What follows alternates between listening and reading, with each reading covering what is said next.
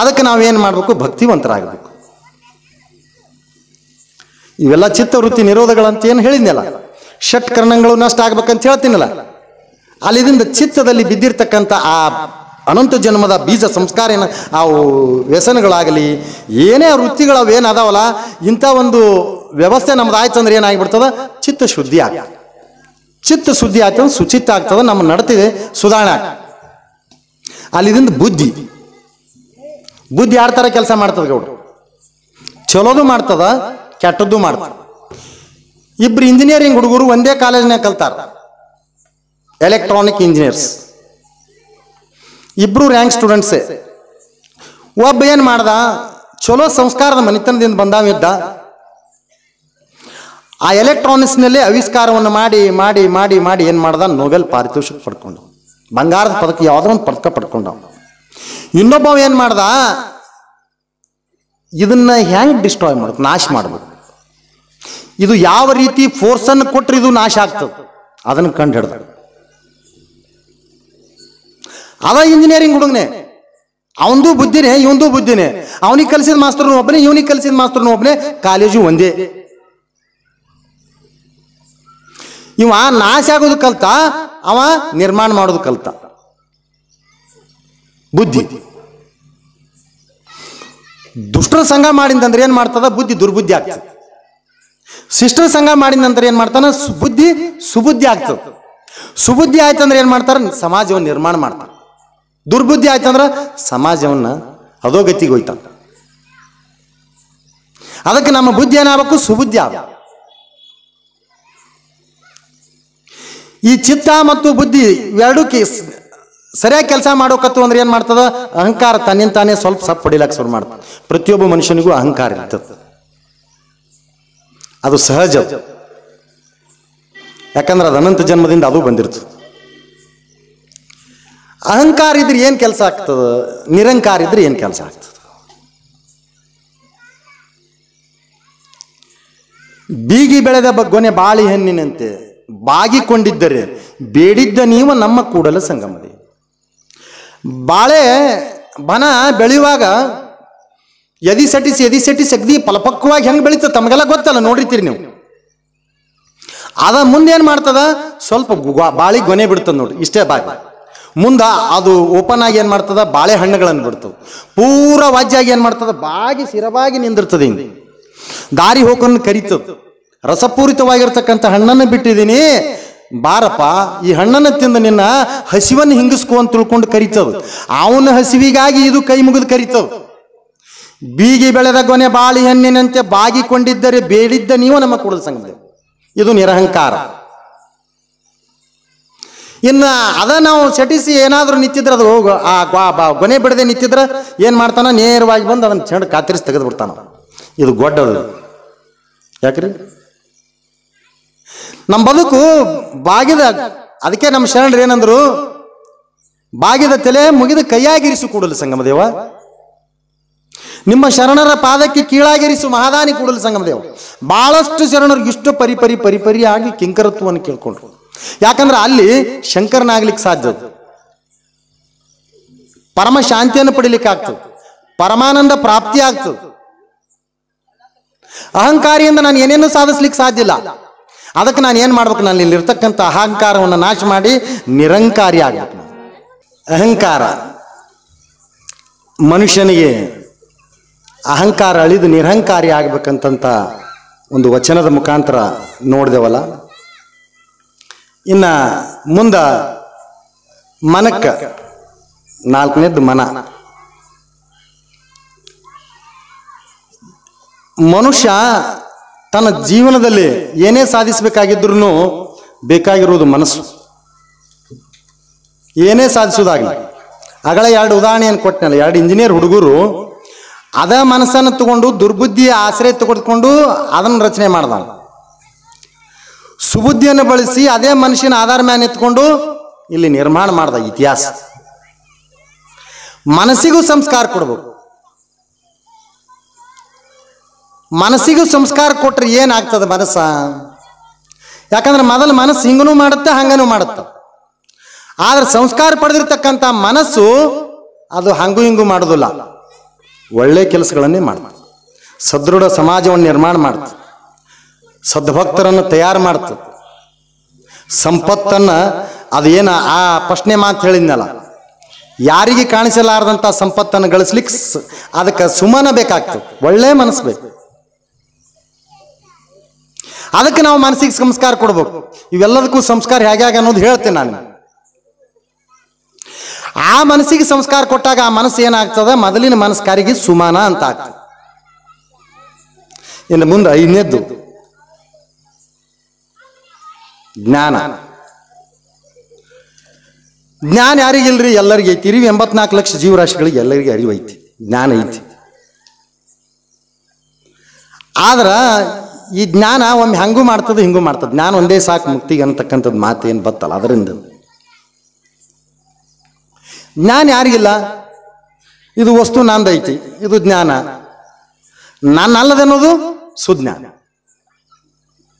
ಯಾರ್ದೋ ವಸ್ತು ನಂದು ಅನ್ನೋದು ಅಜ್ಞಾನ, ನಂದು ನನ್ನ ಅನ್ನೋದು ಜ್ಞಾನ. ಯಾರದೋ ಇದ್ದಿದ್ದು ನಂದತ್ತ ಅನ್ನೋದು ಅಜ್ಞಾನ ಏನೈತಲ್ಲ, ಅದು ನಂದಲ್ಲಪ್ಪ, ನಿಂದ ಅನ್ನೋದು ಸುಜ್ಞಾನ.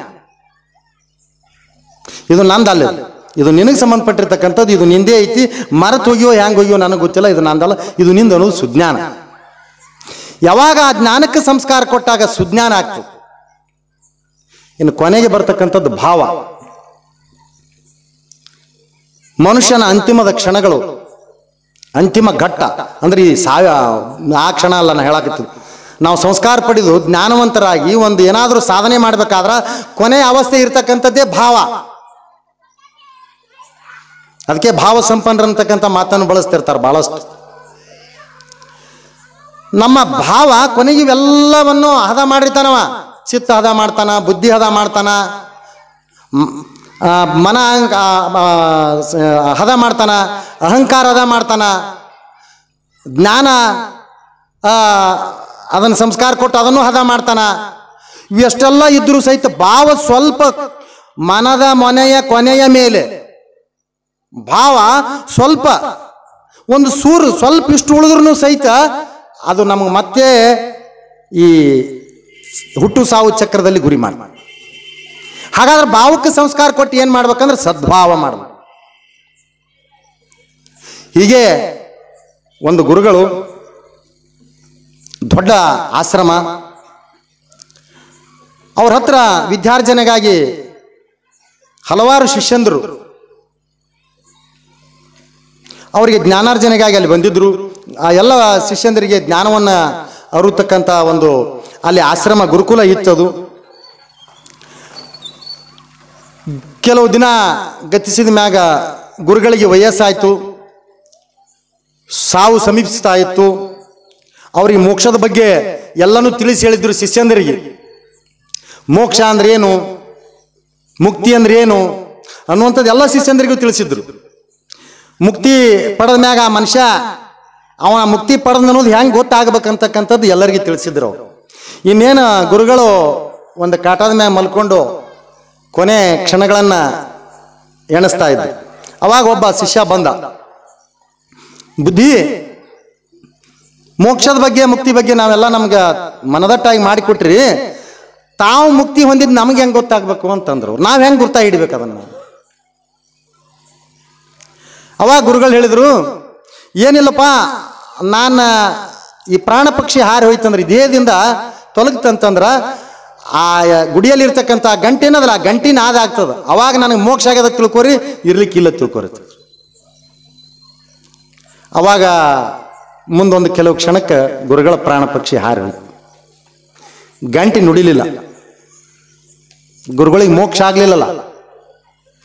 ಎಲ್ಲ ಶಿಷ್ಯರು ಹಿಂಗ್ಯಾಕಾಯ್ತು ಏನಾಯ್ತು ಏನೂ ಗೊತ್ತಾಗ್ಲಿಲ್ಲಲ್ಲ ಅಂದ. ಅದ್ರಾಗೊಬ್ಬ ಒಳ್ಳೆ ಭಾಳ ಚಂದ ತಯಾರಾಗಿದ್ದ. ಅವ ಅಂದ, ನಮ್ಮ ಗುರುಗಳಿಗೆ ಯಾಕೆ ಮೋಕ್ಷ ಆಗಿಲ್ಲ ನಾನು ನೋಡ್ತೀನಿ ತಿಳ್ಕೊಂಡು ಏನು ಮಾಡ್ದ, ಆ ಕಾಟ ಏನು ಹಾಕಿದ್ರಲ್ಲ ಆ ಕಾಟದ ಮೇಲೆ ತಾನು ಮಕ್ಕೊಂಡ. ಅಲ್ಲಿ ಮೇಲೆ ಒಂದು ಮಾವಿನ ಮರ ಇತ್ತು. ಆ ಮಾವಿನ ಮರದೊಳಗೆ ಎಲ್ಲ ಹಣ್ಣು ಇಳ್ಕೊಂಡ್ರು ಒಂದು ಕಾಯಿ ಉಳಿದಿತ್ತು, ಒಂದು ಹಣ್ಣ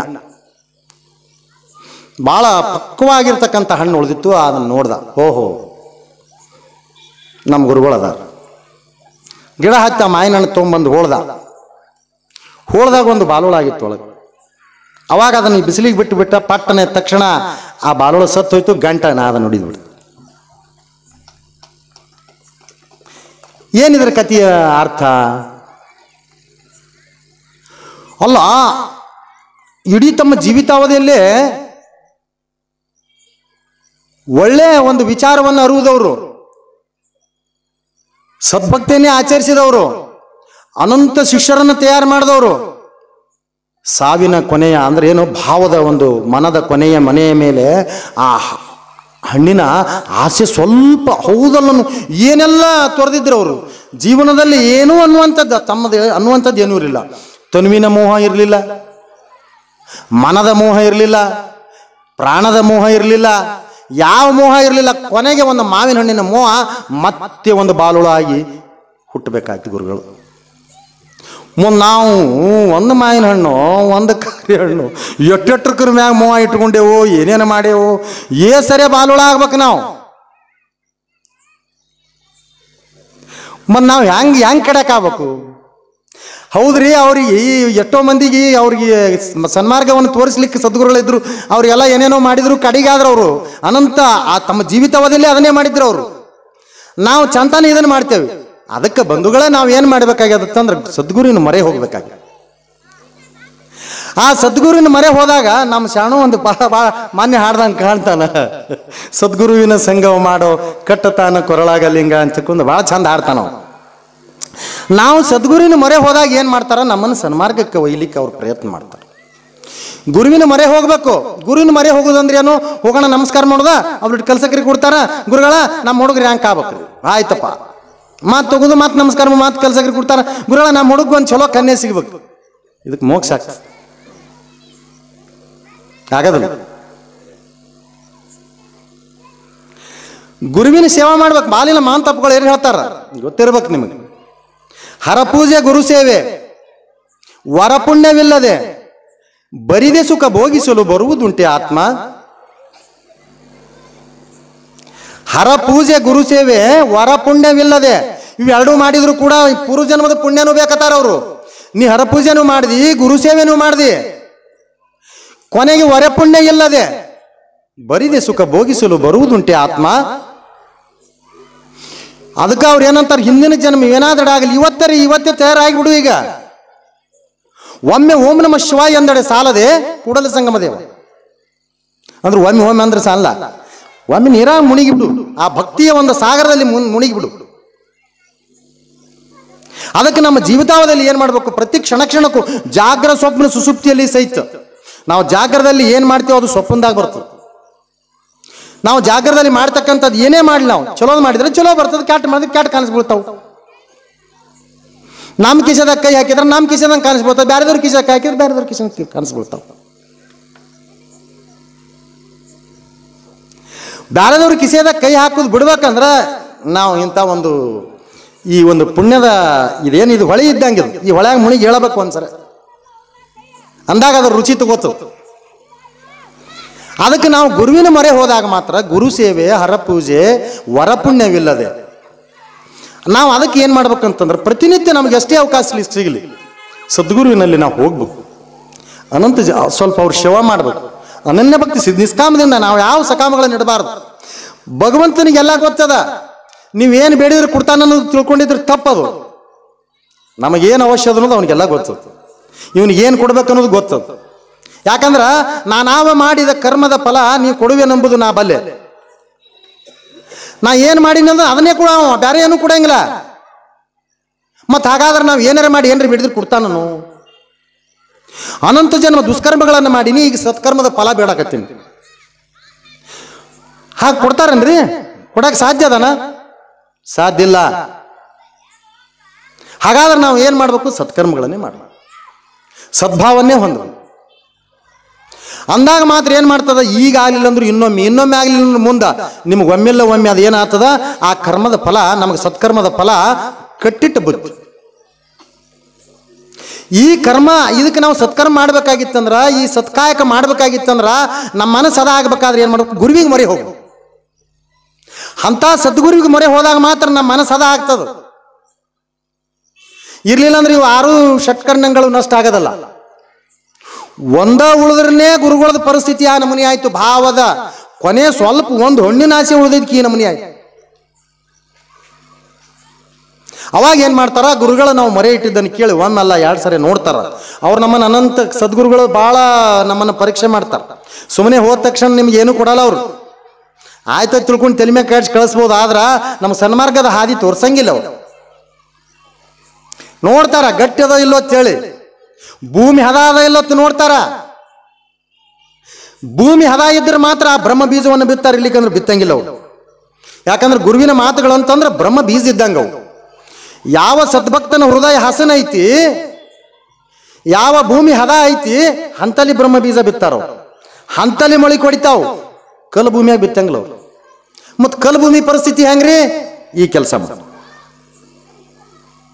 ಗುರು ಸೇವೆ ಮಾಡಿ, ಹರ ಪೂಜೆ ಮಾಡಿ, ಆ ಭೂಮಿ ಹದ ಆಗ್ತದೆ.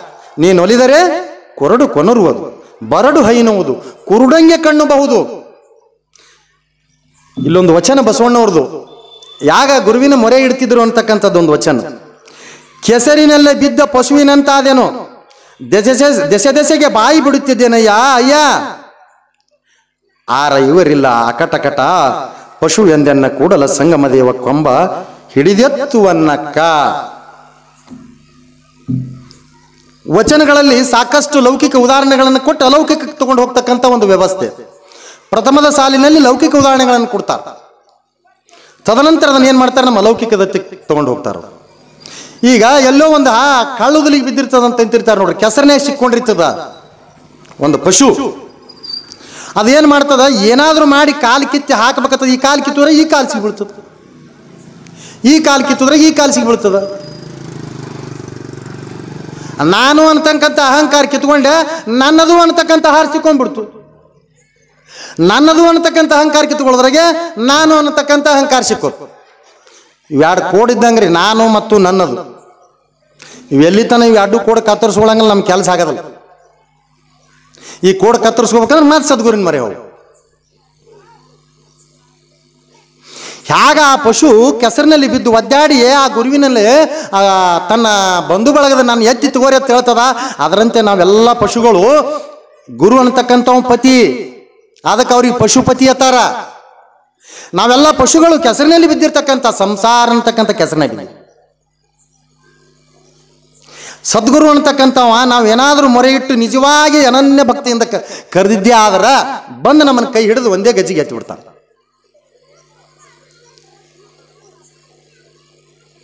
ಇಲ್ಲಿಲ್ಲ ಅಂದ್ರೆ ಅದಕ್ಕಾಗಲ್ಲ. ಅನನ್ಯ ಭಕ್ತರು ನಂಬಿ ಕರೆದಡೆ ಓ ಎನ್ನನೆ ಶಿವ, ನಂಬದೆ ನಚ್ಚದೆ ಬರಿದೇ ಕರಿವರು ಈ ಲೋಕದ ಮನುಜರು. ಕೊಂಬ ಮೆಟ್ಟಿ ಕೂಗೆಂದ ನಮ್ಮ ಕೂಡಲ ಸಂಗಮ ದೇವ. ಆ ಶಬ್ದ ಬಳಸೋದಿಲ್ಲ, ಕೈ ಮಾಡಿ ತೋರಿಸ್ತೀನಿ. ನಂಬಿ ಕರೆದಡೆ ಓ ಎನ್ನನೆ ಶಿವ, ನಂಬದೆ ನಚ್ಚದೆ ಬರಿದೇ ಕರಿವರು ಈ ಲೋಕದ ಜನರು. ಮತ್ತ ಅಂತವ್ರಿಗೆ ಕೊಂಬ ಮೆಟ್ಟಿ ಕೂಗೆಂದ ನಮ್ಮ ಕೂಡಲ ಸಂಗಮ. ನಂಬಿಕೆ ಬೇಕಲ್ಲ, ಶ್ರದ್ಧಾ ಬೇಕಲ್ಲ, ನಮ್ಮ ಕಾಯ ಸಮರ್ಪಣಾ ಭಾವದಿಂದ ಆಗ್ಬೇಕಲ್ಲ, ಮನಸ್ಸು ಅರ್ಪಣೆ ಮಾಡ್ಬೇಕಲ್ಲ, ಧನ ಅರ್ಪಣೆ, ಧನ ಪ್ರಾಣ ಇಲ್ಲಿ ಜಂಗಮ. ಈ ಅರ್ಪಣಾ ಸಮರ್ಪಣಾ ಭಾವ ನಮ್ದು ಎಲ್ಲಿ ತನ ಆಗೋದಿಲ್ಲ, ಅಲ್ಲಿ ತನ ಸದ್ಗುರುವಿನ ಕಾರುಣ್ಯ ನಮ್ಮ ಮ್ಯಾಗ ಹರಿಯೋದಿಲ್ಲ. ಮೊದಲು ನಾವು ತಯಾರಾಗಬೇಕು, ಅವಾಗ ಸದ್ಗುರುವಿನ ಕಾರುಣ್ಯ ಹರಿತದೆ. ಇದ್ರ ಜೊತೆ ನಮ್ಮ ಹಿಂದಿನ ಜನ್ಮದ ಪುಣ್ಯದ ಕೂಡ್ಬೇಕು ಜರ. ಅಂದಾಗ ಮಾತ್ರ ನಾವು ಏನು ಮಾಡ್ತದ, ಅದು ಕೂಡ್ಕೊಂತದ, ಭೂಮಿ ಹದ ಆಗ್ತದ. ಗುರು ಏನು ಮಾಡ್ತಾನ, ಬ್ರಹ್ಮ ಬೀಜವನ್ನು ನಮ್ಮ ಹೃದಯದೊಳಗೆ ಬಿತ್ತಾನ. ಆ ಬ್ರಹ್ಮ ಬೀಜ ನಮ್ಮ ಹೃದಯದೊಳಗೆ ಬಿತ್ತಿದಾಗ ಏನು ಮಾಡ್ತದ, ಅದು ಮಳಿ ಕೊಡಿಲಾಕ ಶುರು ಮಾಡ್ತದೆ. ಅವಾಗ ನಮ್ಗೆ ಏನಾಗ್ತದ, ಈ ಸ್ವಲ್ಪ ದಿವಸದಿಂದ ಭಾಳ ವಿಚಿತ್ರ ಮಾತಾಡ್ತಿದ್ ನೋಮರ. ಅವ್ನು ಮಾತಾಡ್ಸೋದಂದ್ರೆ ಕೆಟ್ಟ ವಿಚಿತ್ರ ಕೆಟ್ಟ ಪಂಗಿಗತೆ ಮಾತಾಡ್ದು. ಈಗೇನಪ್ಪ ಶಾಣ ಅಂತ ಶಾಣ ಆಗ್ತದೆ. ಯಾಕಿದು ಹಿಂಗಾಯ್ತು? ಸದ್ಗುರುವಿನ ಕಾರಣ. ಬಾಗ್ಲಂತಾರ ಬಾಗ್ತದೆ. ಮೊನ್ನೆ ಒಂದು ಏನೋ ಉದಾಹರಣೆ ಕೊಟ್ಟರು, ಕಬ್ಬಿಣ ಬಿರ್ಸೋ ಕೈ ಬಿರ್ಸೋ ಅಂತೇಳಿ. ಕಬ್ಬಿಣ ಬಿರ್ಸತ್ ಹೇಳಿದರು. ನಾವು ಇದನ್ನು ಬಳಕೆ ಮಾಡ್ಬೇಕಂತಕ್ಕಂಥದ್ದು ಸದ್ಬಳಕೆ. ಏನು ಸದ್ಬಳಕೆ ಮಾಡಬೇಕು? ಒಬ್ಬ ರೈತ ಮಾರ್ಕೆಟ್ಗೆ ಹೋಗಿ 2 ಕುರ್ಪಿ ತಂದಿರ್ತಾನೆ. ಸಣ್ಣ ಸಂಸಾರ, ಹೊಸದಾಗಿ ಸಂಸಾರ ಶುರು ಮಾಡಿರ್ತಾನ. ಬ್ಯಾರೆ ಆದವ್ರ ಸಂಸಾರ ತಿಳ್ಕೋರಿ. ಅವಾಗ ಏನು ಮಾಡ್ತಾನ, ತಾನು ರಂಟೆ ಕುಂಟಿಗಳನ್ನು ಅವ ಹೊಡಿತಿರ್ತಾನ. ಅವರ ಪತ್ನಿ ಏನು ಮಾಡ್ತಾಳ, ದಿನ ಒಂದು ಕುರ್ಪಿ ತೊಗೊಂಡೋಗಿ ಸದಿ ತೆಗಿತಿರ್ತಾನೆ. ಆ ಒಂದು ಕುರ್ಪಿ ಅಲ್ಲೇ ಉಳಿತದು, ಮತ್ತು ಒಬ್ಬಕಿನ ತೆಗಿಯಕ್ಕೆಲ್ಲ, ಹಿಂಗಾಗಿ ಅದು ಅಲ್ಲೇ ಉಳಿತದು. ಆ ಕುರಿಪಿ ಹೇಳ್ತಿತ್ತು, ನಿನ್ನ ದಿನ ಒಯ್ಯಕತ್ರು ಹೊಲಕ್ಕೆ, ನಿನ್ನ ದಿನ ದುಡ್ಸಾಕತ್ರು, ನಾ ಆರಾಮದೀನಿ ಮನ್ಯಾಗ, ನನಗೇನು ಚಿಂತಿಲ್ಲ. ಮನ್ಯಾಗ ನಾ ಎಲ್ಲ ಇಂಥದ್ದು ನೋಡ್ಕೋತ ತಿನ್ಕೋತ ಉಣ್ಕೋತ ಮಾಡ್ಕೋತ ಅರಿಗಿದ್ದಿ ಆರಾಮದೀನಿ. ಅವು ಏನು ನೋಡೋದು ಏನು ತಿನ್ನೋದು ಅವ್ರೆಲ್ಲ ಹೇಳ್ಯಾರ, ಅವು ನಮಗೆ ಅವರೇ ಹೇಳ್ಬೇಕು. ಅವನು ಅದು ಕುರಿಪಿ ಇನ್ನೊಂದು ಕುರಿಪಿ ಅದು ದಿನ ಹೋಗೋದು ಬರೋದು ಮಾಡ್ತು. ಅವಾಗ ಹೇಳ್ತದನ, ನನಗೆ ಹೋಗಿನಿ ಬಂದೀನಿ ಅನ್ನೋದು ಭಾವ ಇಲ್ಲಲ್ಲ, ನೀ ಏನು ಹೇಳಕತ್ತಿ ನನಗೆ ಗೊತ್ತಾಗಲಿಲ್ಲ. ಒಂದಿನ ಕೆಲಸ ಮೈಮ್ಯಾಗ ಬತ್ತು, ಭಾಳದಷ್ಟು ದಿನ ಮಳೆ ಹತ್ತಿತ್ತು, ಕಸ ಭಯಂಕರ ಆಗಿಬಿಟ್ಟಿದ್ದು ಹೊಲಕ್ಕೆ, ಹವಾ ತಣ್ಣಗೆ ಬಿಟ್ಟಿತ್ತು. ಮುಂದೆ ಬರೋ ಬಿತ್ತು, ಇನ್ನೊಬ್ಬರನ್ನ ಕರ್ಕೊಂಡು ಸದಿ ತೆಗಿಬೇಕ ತಿಳ್ಕೊಂಡು ಆ ತಾಯಿ ಏನು ಮಾಡ್ತಾಳೆ, ಅದೊಂದು ಕುರ್ಪಿ ತೆಗಿಲಕ್ಕೆ ಹೋಗ್ತಾಳೆ. ಅಷ್ಟೊತ್ತಿಗೆ ಜಂಗ್ ಹತ್ತಿ ಬಿಟ್ಟಿತ್ತು. ಅವಾಗ ಏನು ಮಾಡ್ತಾರೆ, ಜಂಗ್ ಹತ್ತಿದ್ದಕ್ಕೆ ಎದಕ್ಕೆ ಹಾಕ್ತಾರ್ರಿ, ಏಟ್ರ್ ಯಾಕೆ ಕೊಡೋಲ್ಲ, ಬೆಲ್ಲಕ್ಕರೆ ಕೊಡಲಿ ಅದಕ್ಕರೆ ಕೊಡಲಿ, ಮುಡ್ಕಾಕ್ ಹಾಕಿಬಿಡ್ತಾರೆ. ಅವಾಗ ಮುಡ್ಕಾಕ್ ಹಾಕುವಾಗ ಅದು ದಿನ ಹೋಗಿ ಬರುವ ಕುರಿಪಿ ಹೇಳ್ತು, ನಾ ದಿನ ಹೋಗಿ ನನ್ನ ಮೂಲನೇ ಕಳ್ಕೊಂಡಿನಿ. ನಾನು ಕೆಬ್ಬಣದಂಥ ಆ ಲೇಪನ ಬಳಸಿ ಬಳಸಿ ಬಳಸಿ ಬಳಸಿ ಏನಾಗಿತ್ತು, ಬೆಳ್ಳಿ ಹಂಗ ತಳ ತಳ ತಳ ತಳ ಹೊಳಿಲಾಕತ್ತಿತ್ತು. ನನ್ನಿಂದ ಹಣ್ಣು ಹೊಳಿದ್ರು, ಕಸ ತೆಗೆದ್ರು, ನನ್ನಿಂದ ಏನೇನೋ ಮಾಡಿದ್ರು. ಆದ್ರೆ ಇನ್ನೂ ನಾ ಹಂಗೆ ಇದ್ದೀನಿ. ನಿಂದು ಹಿಂಗೆ ಯಾಕೆ ಆಯ್ತು ಹಣೆ ಬಾರ, ನನ್ನ ಜೋಡಿನಿ ನೀನು ಬಂದಿ, ಇಬ್ರು ಒಮ್ಮೆಲ್ಗೆ ಬಂದಿದ್ದೇವೆ ಮನೆಗೆ. ನಾ ದಿನ ಹೊಲಕ್ಕೆ ಹೋಗಿ ನಾ ಹಿಂಗಾದ್ಯಾ, ನೀ ಇಲ್ಲೇ ಕೂತಿ ಹಿಂಗೆ ಹೊಂಟಲ್ಲ ಎಂಥದ್ದು ಬತ್ ಹೇಳಿ ವ್ಯವಸ್ಥೆ ಪಡ್ತಿತ್ತು. ಹಂಗ ನಮ್ಮ ಬದುಕು ಕೊಟ್ಟರು. ಸದ್ಬಳಕೆ ಮಾಡಲಿಲ್ಲ ಅಂದ್ರೆ ನಾವು ಹೋಗೋದು ಮೋಡ್ಕಾಕೆ ಅಂದ್ರೆ ನರಕ. ನಮ್ಮ ಅವಯಗಳನ್ನು ಸದ್ಬಳಕೆ ಮಾಡಬೇಕು. ಕಣ್ಣು ಮೀಸಲು ಶಿವನ, ಕಿವಿ ಮೀಸಲು ಶಿವನ, ಕೈ ಮೀಸಲು ಶಿವನ, ಕಾಲು ಮೀಸಲು ಶಿವನ, ಮನ ಮೀಸಲು ಶಿವನ. ಈ ಮೀಸಲು ಬೀಸರುಗೊಳ್ಳದಿದ್ದರೆ ಆತನೇ ಜಗದೀಶ ಕಾಣ ರಾಮನಾಥ. ಇವುಗಳನ್ನ ಯಾರಿಗೆ ಮೀಸಲಿಡ್ಬೇಕಂತ ಹೇಳ್ತಾರೆ ಶರಣರು, ಶಿವನಿಗಾಗಿ ಮೀಸಲು. ದೃಷ್ಟಿ ತಪ್ಪಿ ನಾವು ನೋಡಿದೆವಂತಂದ್ರೆ ಎಂತೆಂಥ ಅನಾಹುತಗಳನ್ನ ಆಗ್ತಾವ. ರಾಮಾಯಣ ಮಹಾಭಾರತ ನಮ್ಗೆ ಕಲಿಸ್ಲಕ್ಕೆ ಅವು. ದೃಷ್ಟಿ ತಪ್ಪಿ ನೋಡಿದ್ರಲ್ಲ ಅವರು, ದೃಷ್ಟಿ ತಪ್ಪಿ ನೋಡಿದಾಗ ಅದು ರಾಮಾಯಣ ಮಹಾಭಾರತ ಆಯ್ತಲ್ಲ, ತಮಗೆಲ್ಲ ಗೊತ್ತದಲ್ಲ.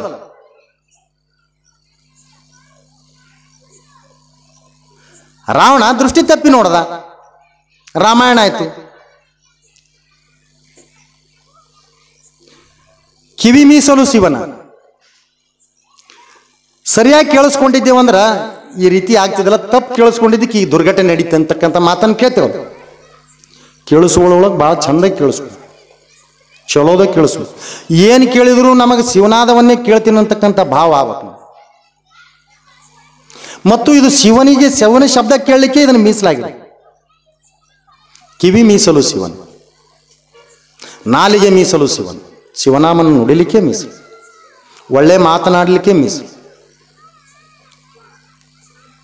ಕಾಲು ಮೀಸಲು ಶಿವನ.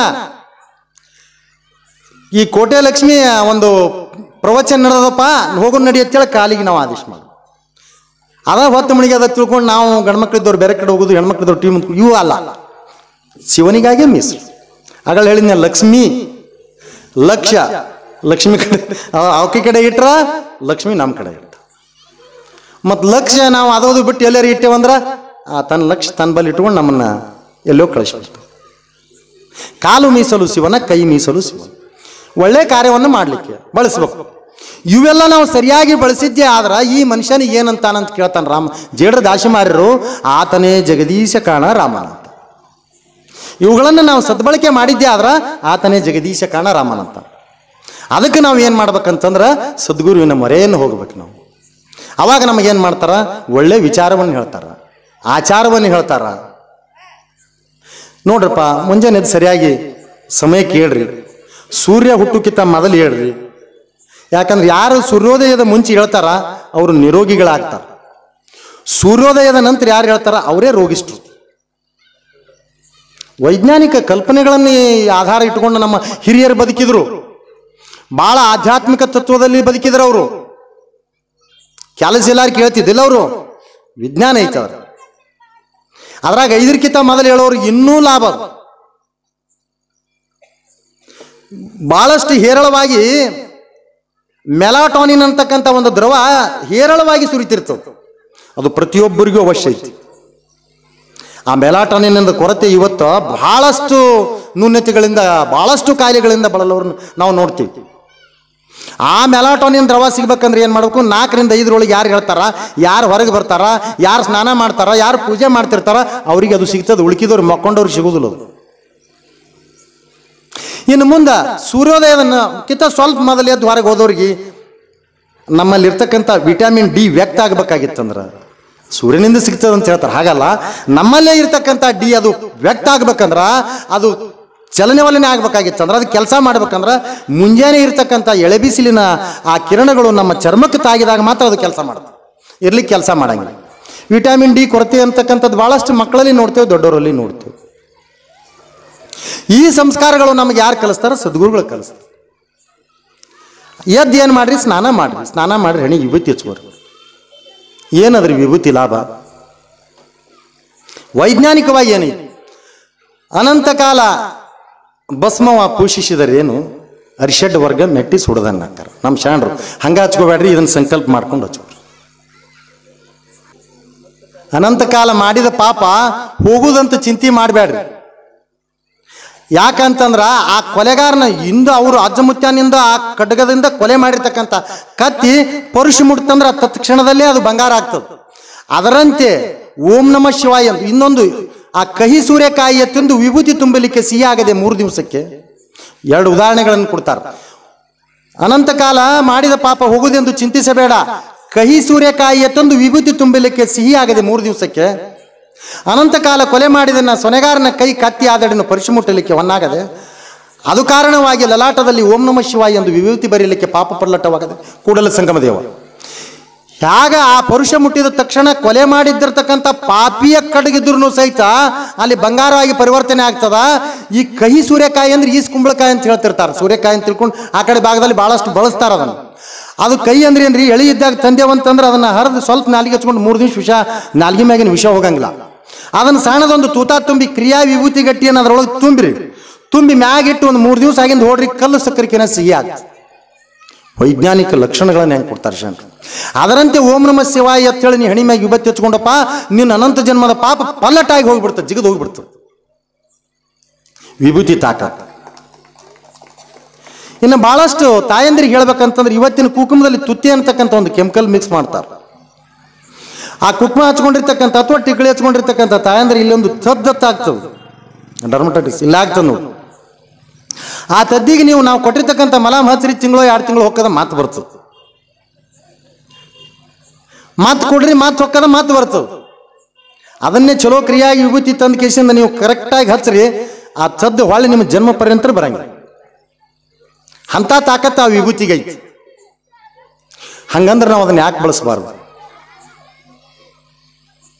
ಯಾವುದೇ ಚರ್ಮಕಾಲಿಗಳು ನಮ್ಮನ್ನು ಸನಿಗೆ ಸುಳಿದಿಲ್ಲ. ಮತ್ತು ನಾವು ಏನಾದರೂ ಆಧ್ಯಾತ್ಮ ಸಾಧನೆ ಮಾಡ್ಬೇಕಾಗಿತ್ತಂದ್ರೆ ನಮ್ಮ ಮಣಿ ಮ್ಯಾಗ ವಿಭೂತಿ ಇರಬೇಕು. ಯಾಕಂದ್ರೆ ನಮ್ಮ ಮುಖ ಓಂಕಾರದ ಸ್ವರೂಪ ಐತಿ. ತಾವೆಲ್ಲ ಅಲ್ಲಿ ಮೊನ್ನೆ ಬಂದಿದ್ರೆ ಗೊತ್ತಾಗ್ತಿತ್ತು, ಎಲ್ಲ ಹೇಳಿದ್ರು. ಈ ಓಂಕಾರದ ಸ್ವರೂಪವಾಗಿರ್ತಕ್ಕಂಥ ಮುಖಕ್ಕೆ ಆಚ್ಛಾದನ ಅಂತ ಒಂದು ಬರ್ತದೆ, ಅಂದ್ರೆ ಹೊದಿಕಿ. ಆ ಹೊದಿಕಿ ವಿಭೂತಿದೈತೆ ಹೊರತಾಗಿ ಮತ್ತೊಂದೇನೂ ಇಲ್ಲ. ಆದ್ರೆ ನಾವು ಅದಕ್ಕೆ ಏನೇನು ಹಚ್ತೀವೋ ಏನೇನು ಬಿಡ್ತೀವೋ ನಮಗೆ ಗೊತ್ತದ. ಏನೇನು ಹಚ್ಚೋದು ಬಿಟ್ಟು ಏನೇನು ಹಚ್ಚಿ ಮತ್ತು ಅದು ಓಂಕಾರ ಹೋಗಿ ಯಾವ ಆಕಾರ ಪಡಿತದೋ ಗೊತ್ತಿಲ್ಲ. ನಾವೆಲ್ಲ ಸಾಕ್ಷಾತ್ ಶಿವನ ಸ್ವರೂಪಿಗಳದೇ. ನಾವು ಯಾರು ಅಂತಂದ್ರು ಇಂಥವ್ರಲ್ಲ, ಶಿವನ ವಂಶಸ್ಥರದೇವ್ ನಾವು. ಮಾರತ್ ಹಿಂಗಾಗ್ಯದ. ಒಬ್ಬ ಕುರಿಗಾರವ ಕುರಿ ಕಾಯ್ಕೋತ ಹೊಂಟಿರ್ತಾನ. ಒಂದು ದಿವ್ಸ ತೋಳ ಏನಾಗ್ತದ, ಅದನ್ನ ಮರಿ ಜೊತೆಗೆ ಬಂದು ಒಂದು ಬ್ಯಾಟಿ ಆಡ್ಬೇಕಂತ ಬಂದಿರ್ತದೆ. ಅವಾಗ ಅವು ಕುರಿ ನಾಯಿ ಮತ್ತು ಆ ಕುರಿಗಾರ ಮನುಷ್ಯ ಏನು ಮಾಡ್ತಾನ, ಜಾಗೃತನಾಗಿ ಆ ತೋಳನ್ನು ಓಡಿಸ್ಬಿಡ್ತಾನ. ಅವಾಗ ಅಲ್ಲಿ ಏನು ಮಾಡ್ತದೆ, ಒಂದು ಮರಿ ಉಳ್ಕೊಂಡ್ಬಿಡ್ತದ. ಆ ತೋಳದ ಮರಿ ಉಳ್ಕೊಂಡಾಗ ಏನಾಗ್ತದಂತಂದ್ರೆ ಅದು ಮುಂದೆ ಅದನ್ನು ಹಿಡ್ಕೊಂಡು ಅವ ಅಲ್ಲೇ ಸಾಕಿ ಅದನ್ನು ದೊಡ್ದು ಮಾಡಿ ಆ ಕುರಿ ಅಲ್ಲೇ ಹಾಕಿ ಅದನ್ನು ದೊಡ್ದು ಮಾಡ್ತಾನೆ. ಅದು ಮುಂದೆ ಬರ್ಬರ್ತ ಏನು ಮಾಡ್ತದ, ಆ ತೋಳ ಆ ಕುರಿಯಂತೆ ವರ್ತನೆ ಮಾಡ್ತದೆ. ಆ ಕುರಿಗೆತ್ತನೆ ಹುಲ್ತಿಲ್ಲ ಕೂಗುದು, ಹಂಗೆ ಮಾಡೋದು ಹಿಂಗೆ ಮಾಡೋದು ಹೋಗ್ತದೆ. ಒಂದು ದಿವಸ ಆ ತೋಳ, ದೊಡ್ಡ ತೋಳ ಕೆರೆಗೆ ನೀರು ಕುಡ್ಲಾಕ್ ಬಂದಿರ್ತದೆ. ಅವಾಗ ಇವು ಕುರಿಗಳು ಬಂದಿರ್ತಾವು. ಆ ಕುರಿಗಳು ಕುಡಿದು ಮುಂದಕ್ಕೆ ಹೊಕ್ಕಾವು. ಇದು ಒಂಥರ ಈ ಕುರಿಗತೆ ಮಾಡೋದು ನೋಡಿ ಅದು ಗಾಬರಿ ಹಾಕದು. ಇದು ನನ್ನ ಕುಡಿ ಹಿಂಗ್ಯಾಕಾಗ್ಯದ, ಇದು ಹುಲಿಗತಿ ಆಗ್ಬೇಕಲ್ಲ, ಇದು ಕುರಿ ಆಗ್ಯದಲ್ಲ, ಏನಾಗ್ಯದ ಇದಕ್ಕೆ ತಿಳ್ಕೊಂಡು ಕೇಳ್ತದೆ. ಏಯ್ ನೀ ಕುರಿ ಅಲ್ಲ, ಹಿಂಗೆ ತಲೆಗೆ ಇಟ್ಕೊಂಡು ಹೋಗ್ಬೇಡ, ಎದಿ ಸಟ್ಟಿಸಿ ಹೋಗ್ಬೇಕು, ಗರ್ಜಿಸ್ಬೇಕು ಹೇಳ್ತದ. ಅದು ನಾ ಅಲ್ಲ, ನಾನು ಕುರಿ ಅಂತ ಹೇಳ್ತದೆ. ಹುಚ್ಚ ಬಾಯಿಲ್ಲ ಕರ್ಕೊಂಡೋಗಿ ಏನು ಮಾಡ್ತದ, ನೀರೊಳಗೆ ತನ್ನ ಮುಖವನ್ನು ತೋರಿಸ್ತದೆ, ನೀ ಹಿಂಗದಿ ನೋಡಿ. ಅವಾಗ ಅದನ್ನ ನೋಡ್ತದ, ಹೌದಲ್ಲ ನಾ ಇವನ ತನ್ನನ್ನು ನೋಡ್ತದ, ಆ ತೋಳನ್ನು ನೋಡ್ತದ, ತಾಯಿ ತೋಳನ್ನು ನೋಡ್ತದ, ತನ್ನನ್ನು ನೋಡ್ಕೊತದ, ಆ ತಾಯಿ ತೋಳನ್ನು ಹಿಂಗದಿನಲ್ಲ. ಅವಾಗ ಅದು ದೊಡ್ಡ ತೋಳ ಏನು ಮಾಡ್ತದ, ಗುಡು ಹೊಡಿ ಗರ್ಜಿಸ್ತದೆ. ಇವಾಗ ಇದು ಗರ್ಜಿಸ್ತದೆ. ನಮ್ಮ ಪರಿಸ್ಥಿತಿ ಕುರಿ ಜೋಡಿ ಕೂಡ ನಾವು ಕುರಿ ಹಾಕೋತೀವಿ. ಮತ್ತು ಹಾಗಾದ್ರೆ ನಮಗೆ ಆ ಮತ್ತೊಂದು ತೋಳ ಯಾವ್ದು ಬರ್ಬೇಕು, ಸದ್ಗುರು ಬರ್ಬೇಕು. ಸದ್ಗುರು ಬಂದಾಗ ನಾವು ತೋಳ ಅನ್ನೋದು ಗೊತ್ತಾಗ್ತದ, ನಾವು ಶಿವನ ಸಂಭೂತ್ರ ಅನ್ನೋದು ಗೊತ್ತಾಗ್ತದೆ, ಶಿವನ ವಂಶಸ್ತ್ರ ಅನ್ನೋದು ಗೊತ್ತಾಗ್ತದ, ಸಾಕ್ಷಾತ್ ಶಿವನ ಸ್ವರೂಪಿಗಳಂತಕ್ಕಂಥದ್ದು ಗೊತ್ತಾಗ್ತದೆ. ನಾವು ಯಾರೂ ಇಲ್ಲಿ ಸಾಮಾನ್ಯರಂತಲ್ಲ, ಎಲ್ಲರೂ ಅಸಾಮಾನ್ಯರದೇ. ಮರತಿ ಏನಾಗ್ಯಾವಿ, ಏನೇನೋ ಹಾಕಿ ಕುಂತೇವೆ ನಾವು. ಅರಿದಡೆ ಶರಣ, ಮರೆದಡೆ ಮಾನ. ಏನನ್ನು ಮರ್ತೇವಿ? ಭವಬಂಧನ ಭವಪಾಶವಾದ ಕಾರಣವೇನಯ್ಯ, ಅಲ್ಲಿಗೆ ಬಂದೆ ಒಳ್ಳೆ. ಭವಬಂಧನ ಭವಪಾಶವಾದ ಕಾರಣವೇನಯ್ಯ, ಹಿಂದಿನ ಜನ್ಮದಲ್ಲಿ ಲಿಂಗವ ಮರ್ಯದನಾಗಿ, ಹಿಂದಿನ ಸಿರಿಯಲ್ಲಿ ಜಂಗಮವ ಜರಿಯದನಾಗಿ, ಅರಿದಡಿ ಹೊದ್ದಲಿ ಇವನೇ ಈ ಸಂಸಾರ ಕೂಡಲ ಸಂಗಮ ದೇವ.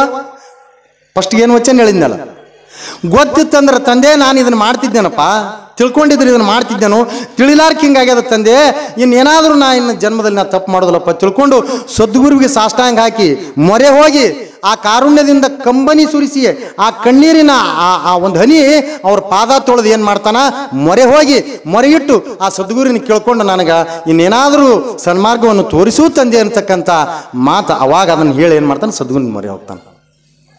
ಅದಕ್ಕೆ ಶರಣರು ಬಹಳಷ್ಟು ಮಾರ್ಮಿಕವಾಗಿರ್ತಕ್ಕಂಥ ಅಕಟಕಟ ಶಿವನಿನಗಿನಿತು ಕರುಣೆಯಿಲ್ಲವೇ, ಅಕಟಕಟ ಶಿವನಿನಗಿನಿತು ಕೃಪೆ ಇಲ್ಲವೇ, ಏಕೆ ಹುಟ್ಟಿಸಿದ ಇಹಲೋಕ ಲುಕ್ಕಿಯ ಪರಲೋಕ ದೂರನ, ಎನಗಾಗಿ ಒಂದು ತರುಮರಾದಿಗಳಿಲ್ಲವೇ ಕೂಡಲ ಸಂಗಮ ದೇವ. ಕಣ್ಣೀರಾಕಿ ವಚನಗಳನ್ನು ಬರೀತಾರೆ ಶರಣರು. ಅದರಾಗ ಬಸವಣ್ಣವರು ಈ ಜನಕ್ಕಾಗಿ ತಮ್ಮ ಪ್ರಾಣವನ್ನೇ ಮುಡುಪಾಗಿಟ್ಟು. ಬಸವಣ್ಣನು ಮಾಡಿರ್ತಕ್ಕಂಥ ತ್ಯಾಗ ಅಂತಿದ್ದದಲ್ಲ, ಅದನ್ನು ನಾವು ಮರ್ತೇವತ್ತಂದ್ರೆ ನಮ್ಮಂಥ ಪಶುಗಳು ಇನ್ಯಾರದ ನಿಜವಾದ ಪಶುಗಳು.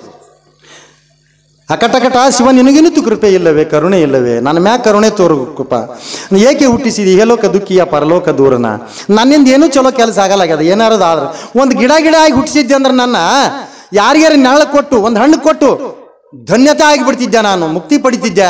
ಅದಕ್ಕೆ ನಾನು ಏನಾದರೂ ಮಾಡಿ ಕೃಪೆಯಿಂದ ಎತ್ಕೊಂಡು ಯಾಗ ಕೆಸರಿನಾಗ ಬಿದ್ದು ಪಶು ಕೇಳ್ತದ, ಆಗ ನಾವು ಆ ಸದ್ಗುರುನಲ್ಲಿ ಮೊರೆ ಇಟ್ಟಿದ್ದೆ. ಈ ಕಡೆ ಲಕ್ಷ ಕೊಡು, ಸದ್ಗುರುನಲ್ಲಿ ಮೊರೆ ಇಟ್ಟಿದ್ದೆ. ಆದ್ರೆ ನಮ್ಮನ್ನು ಆ ಸದ್ಗುರು ಬಂದು ನಮ್ಮನ್ನು ಕೈ ಹಿಡಿದು ಎತ್ಕೊಂಡು ನಮ್ಮ ಸನ್ಮಾರ್ಗವನ್ನು ತೋರಿಸಿ ಮುಕ್ತಿ ಕೊಡ್ತಾನಂತಕ್ಕಂಥ ಮಾತನ್ನು ಹೇಳ್ತೀನಿ. ಮತ್ತೊಮ್ಮೆ ನಿಮ್ಗೆ ಇನ್ನೊಂದು ಮಾತನ್ನು ನೆನಪು ಮಾಡ್ತೀನಿ. ತಾಯಂದ್ರಲ್ಲಿ ನಾನು ಕಳಕಳಿಯಿಂದ ವಿನಂತಿ ಮಾಡ್ತೀನಿ, ಮಕ್ಕಳಿಗೆ ಒಳ್ಳೆಯ ಸಂಸ್ಕಾರ ಕೊಡ್ರಿ, ಒಳ್ಳೆಯ ಮನ್ಯಾಗ ತಯಾರು ಮಾಡಿರ್ತಕ್ಕಂಥ ಆಹಾರವನ್ನೇ ಕೊಡ್ರಿ, ವಿಭೂತಿ ಹಚ್ಚೋದೇ ಕಲಿಸ್ರಿ. ಮತ್ತು ಇನ್ನು ಮುಂದೆ ಆ ಗುರು ಇನ್ನೊಂದು ಕೊಡ್ತಾನೆ, ಲಿಂಗ ಬುಧವಾರ ದಿವಸ ಕೊಡ್ತಾನೆ. ಅದನ್ನು ಕೇಳಕ್ಕೆ ನೀವು ಯಾರೂ ಮರಿಬೇಡ್ರಿ. ಅದರಾಗ ಇವೇನು ಯಂಗ್ಸ್ಟರ್ಸ್ ಹುಡುಗರು ಹುಡುಗಿಯರು ಅವರೆಲ್ಲರೂ ಬರ್ಬೇಕು. ನಾವು ಭಾಳ ಮಾರ್ಮಿಕವಾಗಿರ್ತಕ್ಕಂಥ ವೈಜ್ಞಾನಿಕವಾಗಿ ಲಿಂಗ ಏನು ಕೆಲಸ ಮಾಡ್ತದೆ, ನಮಗೆ ಏನೇನು ಕೆಲಸ ಮಾಡ್ತದೆ. ಇಲ್ಲೇ ನಮ್ಮ ಬಸವನ ಬಾಗೇವಾಡಿಯ ಸರ್ಕಾರಿ ಆಸ್ಪತ್ರೆ ವೈದ್ಯಾಧಿಕಾರಿಗಳಾಗಿರ್ತಕ್ಕಂಥ ಡಾಕ್ಟರ್ ಬಸವರಾಜ್ ಜಳಕಿ ಅವರು ಲಿಂಗದ ಮಹತ್ವವನ್ನು ಕುರಿತು ಹೇಳ್ತಾರೆ. ನಾವು ಭಾಳಷ್ಟು ಅವತ್ತಿನ ಎಲ್ಲ ಶಾಲೆ ಕಾಲೇಜಿನಿಂದ ಬಂದು ಹುಡುಗರು ಕೇಳ್ಕೊಂಡ್ರೆ ಭಾಳ ಚಲೋ ಆಗುತ್ತೆ. ಯಾಕಂದ್ರೆ ಅದನ್ನು ಬಳಸಿ ನೀವು ಏನನ್ನಾದರೂ ಸಾಧನೆ ಮಾಡ್ಬೋದು. ವಿಜ್ಞಾನಿಗಳಾಗಬಹುದು, ಡಾಕ್ಟರ್ಗಳಾಗಬಹುದು, ಏನನ್ನಾಗಬಹುದು. ಅದಕ್ಕೆ ಅವತ್ತ ತಾಯಂದಿರಲ್ಲಿ ನಿಮಗೆ ವಿನಂತಿ ಮಾಡ್ತೀನಿ, ಅದಕ್ಕೆ ನೀವೆಲ್ಲರೂ ಕಂಕಣಬದ್ಧರಾಗಿ ಸಂಸ್ಕಾರವನ್ನು ಕಲಿಸ್ರಿ, ಅವ್ರಿಗೆ ಚಲೋ ತಯಾರು ಮಾಡಿರಿ. ನಿಮ್ಗೆ ಅದಕ್ಕೆ ವಿನಂತಿ ಮಾಡಿಕೊಂಡು ಮತ್ತು ಅವತ್ತು ಬುಧವಾರ ದಿವಸ ಯಾರೂ ಮರಿಬೇಡ್ರಿ. ಈ ವಿಭೂತಿ ರುದ್ರಾಕ್ಷಿ ಆಯಿತು, ಇನ್ನು ಲಿಂಗ ಏನು ಕೆಲಸ ಮಾಡ್ತದೆ ಅಂತಕ್ಕಂಥದ್ದು ಬುಧವಾರ ದಿವಸ ಅವರು ಡಾಕ್ಟರ್ ಹೇಳ್ತಾರೆ. ಅದಕ್ಕೆ ಅದನ್ನು ಮರಿಬೇಡ್ರಿ ಅಂತ ತಿಳ್ಕೊಂಡು ಹೇಳಿ ಇಷ್ಟೊತ್ತು ಇವು ಮಕ್ಕಳು ಸಮೇತವಾಗಿ ಶಾಂತವಾಗಿ ಕುಳಿತು ಕೇಳಿದ್ರಿ. ಚಲೋದು ಏನದ ತಾವು ತಗೊಂಡು ಏನಾದರೂ ಕೆಟ್ಟಿದ್ರೆ ಅದನ್ನು ನನ್ನಲ್ಲೇ ಬಿಟ್ಟು ಈ ಮಾತುಗಳನ್ನು ಅವರ ಗುರುಗಳ ಅನುಪಸ್ಥಿತಿಯಲ್ಲಿ ಇದ್ರೂ ಸಹಿತ ಅವ್ರ ಪಾದಕ್ಕೆ ನಾನು ಅರ್ಪಿಸಿ ನನ್ನ ಎರಡು ಮಾತುಗಳಿಗೆ ವಿರಾಮ ಹೇಳ್ತೇನೆ. ಇಲ್ಲಿ ನೆರೆದಿರ್ತಕ್ಕಂಥ ಈ ಸಮಿತಿಯವರಿಗೆ ಮತ್ತು ಈ ಭಾಳ